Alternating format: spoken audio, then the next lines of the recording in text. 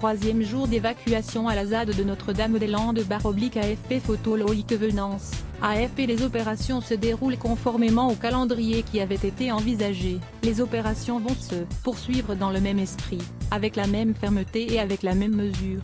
C'est ce qu'a déclaré le Premier ministre Édouard Philippe ce mercredi lors des questions au gouvernement, au troisième jour de l'évacuation de la ZAD de Notre-Dame-des-Landes, et alors que la tension est toujours très vive, il a écarté toute possibilité de pause dans les opérations. Depuis lundi matin, face à des oppositions souvent violentes, les gendarmes agissent avec maîtrise, mesure, discernement, et avec le souci constant que force reste à la loi.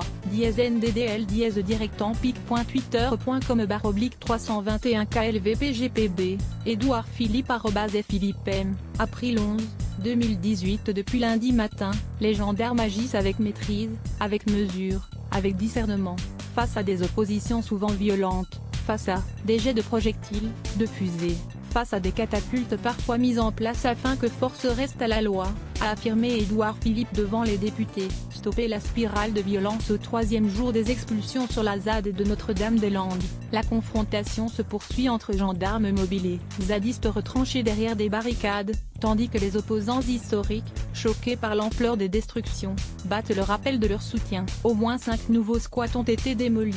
2 députés le REM ont réclamé mercredi matin une pause dans l'évacuation de la ZAD pour stopper la spirale de violence. Une demande à laquelle le porte-parole du parti Gabriel Attal s'est opposé au nom de l'état de droit. Les gendarmes poursuivent leur progression à l'ouest de la D281, le face-à-face avec les zadistes est très tendu. pic.twitter.com/M4J3 20 minutes Nantes @20 minutes et Nantes, April 11, 2018. Partenaire de l'REM au sein de la majorité, le MoDem, par la voix de sa porte-parole Sarah El Haïry, s'est également opposé à toute pause dans les opérations. Il faut le retour à l'ordre, à l'application de la loi sur l'ensemble du territoire. Il ne saurait y avoir d'exception. Les expulsions sont bien des expulsions ciblées. Évidemment, la tension monte mais les forces de l'ordre iront jusqu'au bout, a déclaré la députée de Loire-Atlantique lors d'un point presse.